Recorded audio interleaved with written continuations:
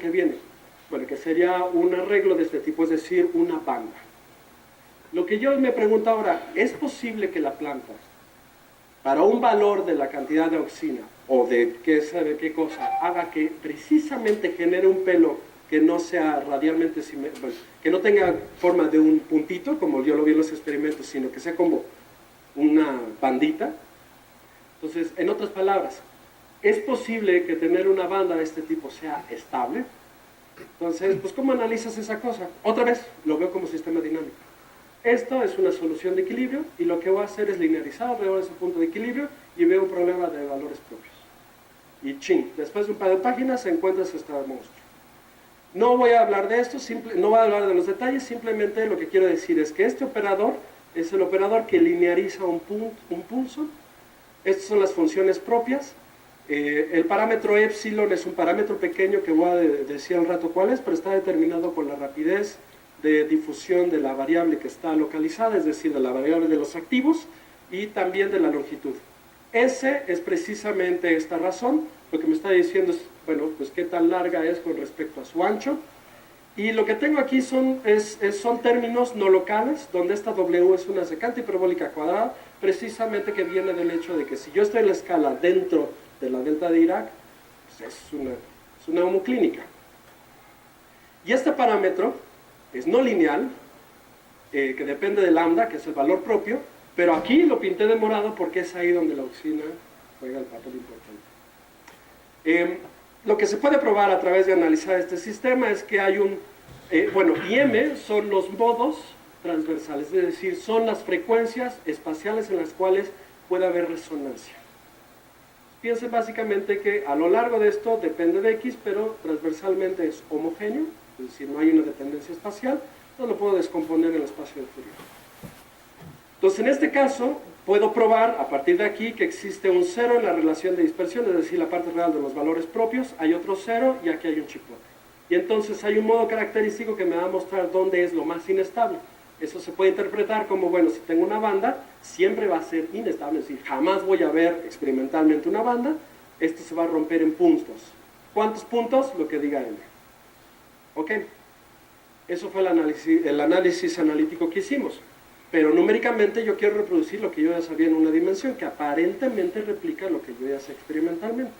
Entonces, lo que hicimos fue, tomamos un conjunto de parámetros que son cercanos a la biología, reportados en la literatura, vimos que el diagrama de bifurcación es el mismo, excepto que las bandas que antes eran, es decir, las familias de soluciones que antes eran estables, pues ahora ya no son estables, excepto esta pequeña región. Entonces, nos metió en un problema, porque eso quiere decir que numéricamente no estamos reproduciendo lo que analíticamente habíamos probado que no puede ser. Entonces, ¿qué pasó? Del lado derecho, lo único que estoy pintando es cómo varía, aquí debería ser M, disculpen, cómo varía con respecto a cuando voy cambiando los modos, pues cómo se ve precisamente la parte real de los valores propios. Y lo que veo es que para las etiquetas A, B, C y D, que son A, B, C y D, son siempre positivas, hay una región positiva, y para esta bandita tengo que la relación de dispersión es siempre negativa. Entonces, híjole, ¿cómo la hice?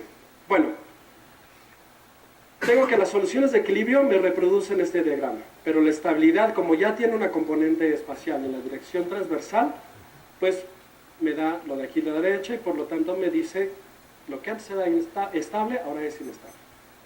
Ok, entonces dijimos, si antes era estable y ahora no puede ser, si antes era estable ya no puede ser estable, entonces tengo que aterrizar en algún lado, porque yo lo sigo viendo experimentalmente. Yo sigo viendo celulitas que tienen pelos. Entonces, ¿a dónde se va? ¿Por qué mi modelo no sirve? Entonces, lo que hicimos fue continuación, una cosa que se llama continuación numérica en dos dimensiones, y este es el resultado. Básicamente lo que vimos es, reprodujimos el diagrama de bifurcación que antes teníamos, que es súper complicado, pero vimos que aparecieron familias de soluciones pintadas por estas líneas sólidas, en las cuales la línea 1, perdón, es 2 y 3. La línea 2 me representa este estado, línea 3 me representa este estado, y la línea 4 este estado. Es decir, tengo regiones donde los que están activos se juntan en puntos, en varios puntos, en bandas y puntos, formas de cacahuate y puntos. Eso no puede ser porque experimentalmente no lo veo. Entonces, esto es falso. Entonces, quiere decir que hice una suposición mala. Entonces, para aquellos que les gusta, digamos, bueno, si quieren saber cómo lo hice, básicamente es construir, tengo un sistema de ecuaciones diferenciales parciales, estoy básicamente calculando ceros, porque son soluciones de equilibrio, y lo que hago es tomar una malla, construyo un vector U, construyo un vector B, después lo pego, construyo las matrices de diferenciación y construyo el operador laplaciano por medio de productos de Kronecker. Muy fácil, lo puede hacer MATLAB, sencillísimo. Y lo que voy a hacer es precisamente calcular este cero, donde lo que dice es básicamente este es mi sistema discretizado, y después el cómputo espectral, es decir, los valores propios, me tomo los 5 más grandes, que es precisamente resolver este determinante. Ya, se acabó. Y eso lo que me produce, para distintos valores de cada cero, es este diagrama de fructaje. Ok. Nuestro problema es básicamente esta banda 1, que es la banda que me dice que tenía aquí. ¿Ok? Entonces, ¿qué es lo que ocurre? Entonces, nos dimos cuenta que nuestro parámetro epsilon cuadrado que les había mostrado hace rato tiene esta forma, donde D1 es la difusión de los que están activos, Lx es la longitud de la célula, C y R, C es la razón en la cual se desactiva espontáneamente y R es el parámetro que voy a llamar de pérdida, que son todos los que están activos que se van a debilitar la membrana celular. Y lo que nos dimos cuenta es que, bueno, la suposición que habíamos hecho antes de que la difusión de los activos es mucho más lenta que de los que están inactivos, porque una vez que estoy activo estoy agarrado a la membrana celular y me muevo más lentamente, eso produce un epsilon cuadrado más chiquito, límite asintótico. Entonces eso quiere decir que si me tomo una solución de las que es estable, que es banda, y lo hago decrecer, aparece una bifurcación sí ya no. Eso quiere decir que analíticamente estoy bien. Mejor dicho, numéricamente estoy bien. ¿Cómo lo veo? Tomen una solución etiquetada por la línea B. Aquí está, ¿no? Hay un tiempo en el cual se rompe esta bandita, como había predicho. Se llama breakout instability. Y lo que voy a ver es que se rompe en dos puntos que empiezan a migrar hacia el interior. Ok, entonces ya resolví el problema de que los estados que estoy viendo es falso. O sea, no son verdaderos en términos de la modelación. Pero me falta decir cómo se mueven. Y tengo un pequeño problema. Estoy suponiendo que las células que flanquean no le dan auxina. O sea, no influyen en este proceso. ¿Puedo decir algo al respecto en esas condiciones o no? Entonces, precisamente es lo que les quiero platicar. Aquí empieza la charla. Entonces, la idea es la siguiente. Piensen, soy en 2 dimensiones. ¿Ok? Entonces, un pulso lo voy a pensar radialmente simétrico. Entonces, si lo cortan, se ve así. ¿Ok? En un plano que pasa por el máximo. Entonces, pensar en 2 escalas espaciales es verlo desde lejos y verlo desde cerca. ¿Qué es? Verlo desde cerca es esta bandita pintada en verde que le llamo escala interior. Entonces, lo que tengo que ver es que el ancho es de tamaño epsilon y la altura tiene que ser de tamaño epsilon a la menos 1. Eso quiere decir que va a ser por alturas de orden 1. Entonces, tengo que reproducir eso. Si lo logro reproducir de esa forma, entonces sí puedo pensar a mi pulso como una delta de Dirac. Desde lejos. Y desde cerca tiene que ser algo que se parezca a una secante hiperbólica cuadrada, es decir, que decae exponencialmente. Para los activos.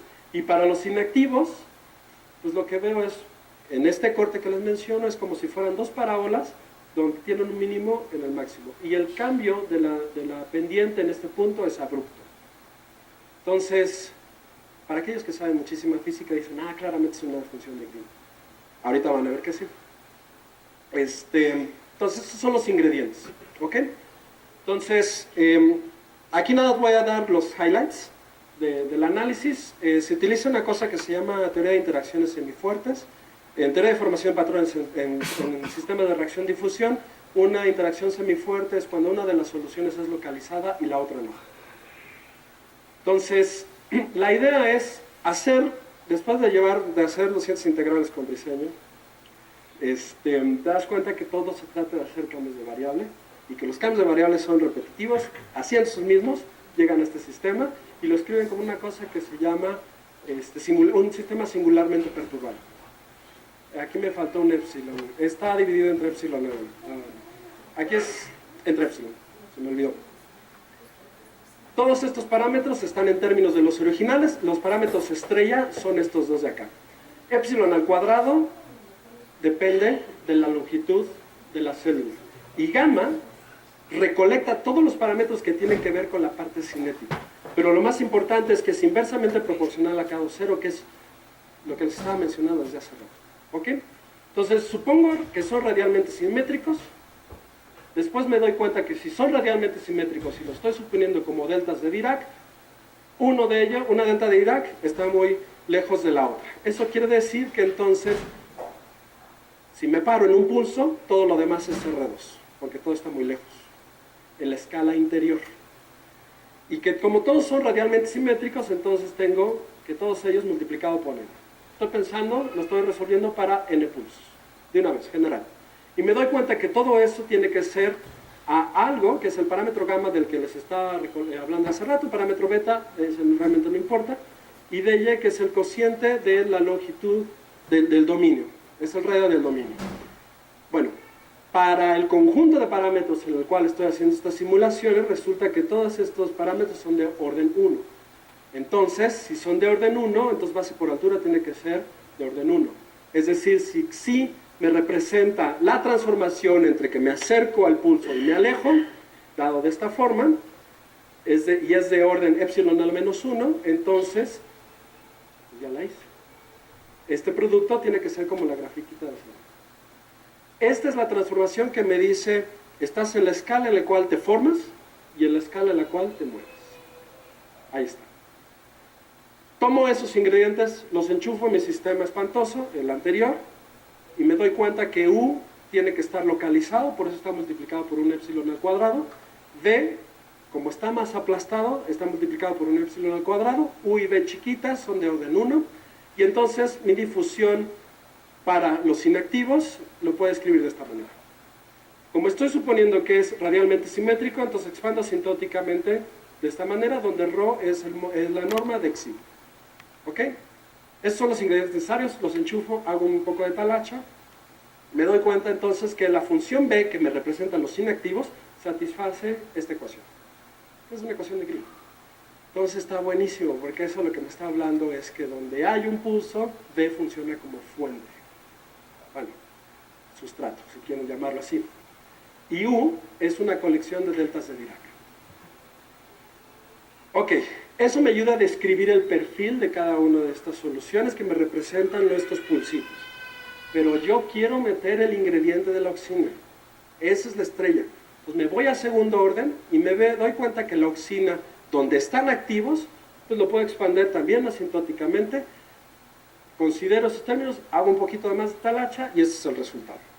Entonces, básicamente, lo que quiero que vean los ingredientes importantes es que cada punto donde se encuentra el máximo de los que están activos, es una ecuación diferencial que depende del tiempo en el cual me estoy moviendo, es decir, de la escala en que ya me formé, después de que ya me formé, y tiene dos términos, donde uno es el gradiente de la oxina, es decir, la distribución de esta hormona.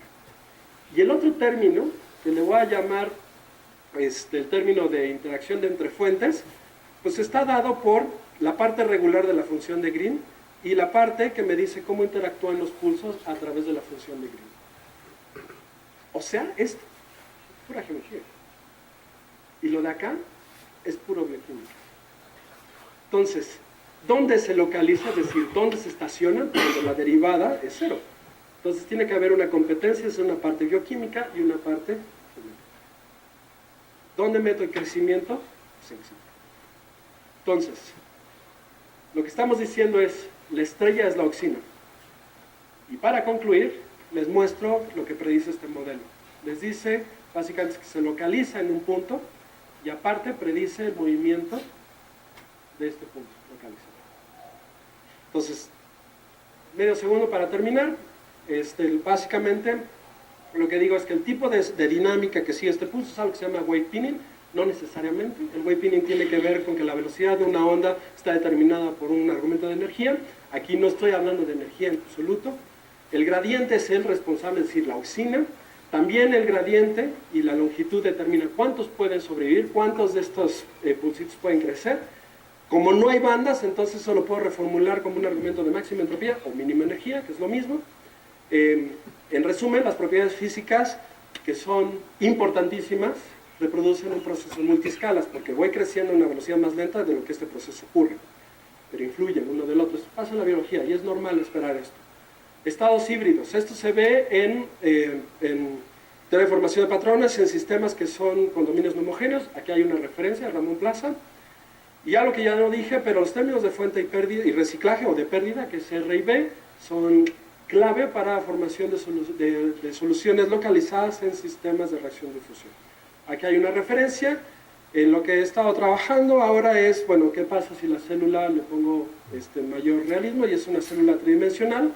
La curvatura importa porque no he dicho nada de eso, dije que lo que había supuesto era falso, entonces la curvatura tiene que jugar un papel importante, y a lo mejor estoy diciendo que la difusión, que es consecuencia de una distribución gaussiana, eso es muy fuerte. En la biología eso no pasa, la biología es...